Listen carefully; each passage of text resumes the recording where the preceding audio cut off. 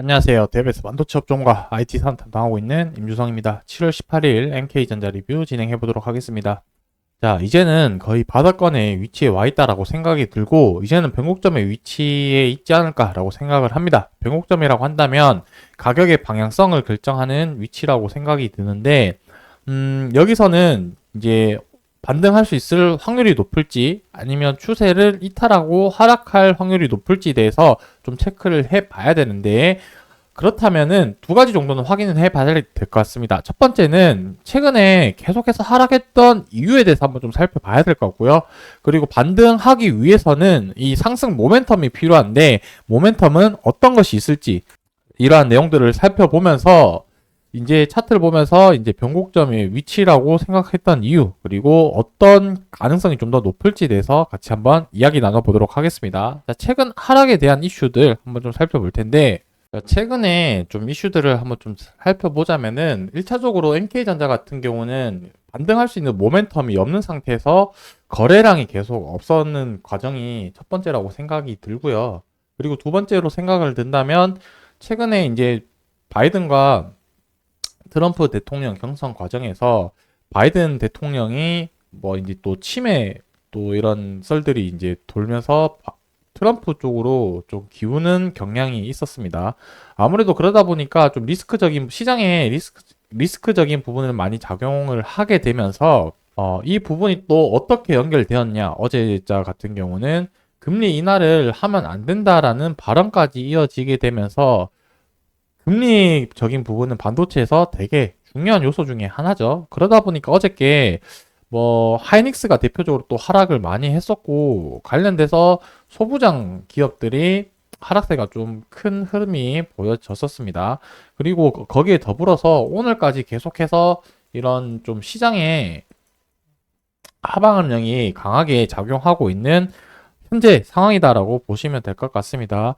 그래서 MK전자의 개별적인 뭐 사업성이 문제라기보다는 현재 시장 상황이 하방 압력이 너무 강하다 보니까 시장 때문에 좀 하락세가 좀 크지 않을까라고 생각하는 게 저의 판단이고, 실질적으로 관련된 뉴스랑 그 주가 흐름들을 한번 좀 살펴보자면, 바이든이랑 이제 바이든 대통령 그리고 트럼프는 이제 후보죠.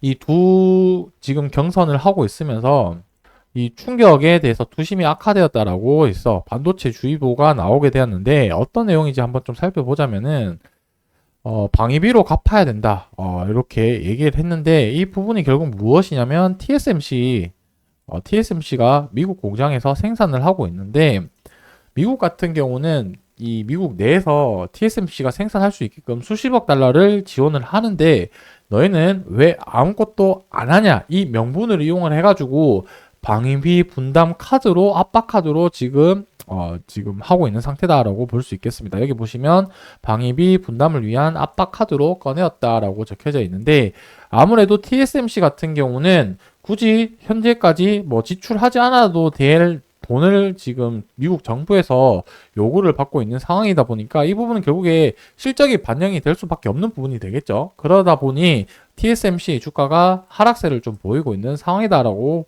보시면 될 것 같고, 바이든 대통령까지도 해서 뭐 중국 쪽으로 해서 지금 제재를 계속해서 진행을 하다 보니 이러한 문제점들이 계속해서 불거지고 있는 상황이다라고 좀 보시면 될 것 같습니다. 그래서 이 결과가 지수로도 나타나게 되었는데, 필라델피아 반도체 지수 자체가 7% 하락을 했고요. SML 같은 경우는 13%, 그 다음에 TSMC 같은 경우는 8%, AMD 10%, 엔비디아 6%, 저희 전반적으로 지금 시장이 주가가 많이 빠진 상황이다라고 좀 봐주셔야 될 것 같습니다. 그러다 보니 MK전자도 이런 시작 하락세에서 같이 맞물려서 지금 시장과 주가가 흘러내리고 있는 상황이다, 이렇게 좀 이해를 해주시면 좋을 것 같습니다. 자, 시장 상황은 이렇고요. 그래도 반등 모멘텀을 좀 찾아봐야 될 텐데, 7월 11일 날 이제 IR 자료 공개한 내용을 가지고 이 자료를 보면서 한번 좀 같이 이야기 나눠보도록 하겠습니다.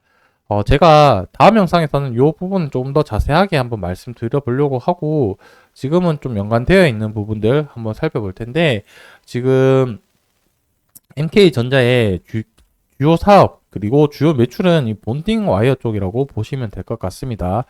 본딩 와이어 같은 경우는 이제 후공정 패키징에서 좀 많이 사용한다라고 보시면 될 것 같고, 다행히도 시장 상황 자체는 이 본딩 와이어를 수요가 많이 찾는 그런 시장 상황이라고 보시면 될 것 같습니다.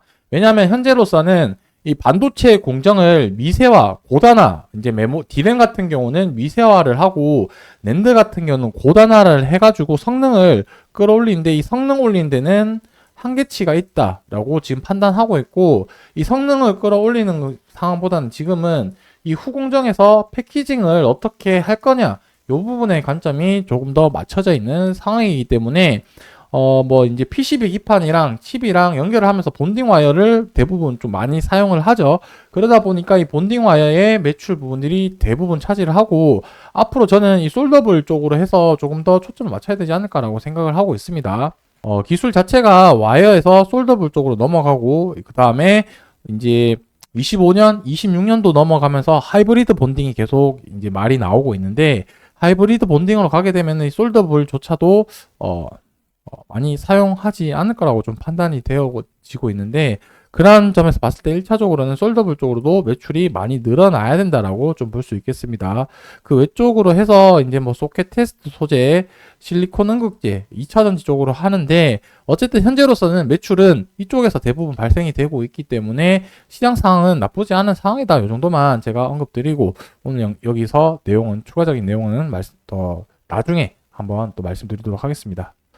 자, 지금 주가를 보면 21년도 때 그 고점을 찍고 지금 기간이랑 가격 조정을 많이 받은 상태이기 때문에 충분히 다시 반등할 수 있는 시장 상황이랑 재료만 나온다면은 그런 위치는 돼 있다고 생각이 들고, 현재로서 제가 변곡점에 와 있다라고 생각되는 부분은 결국에 이 전저점 위치에 거의 도달해 왔기 때문에 지금 이제 다시 바닥을 찍고 반등하는 모습이 나오느냐, 아니면 추세 이탈이 나오느냐, 이 부분을 좀 봐야 될 것 같습니다.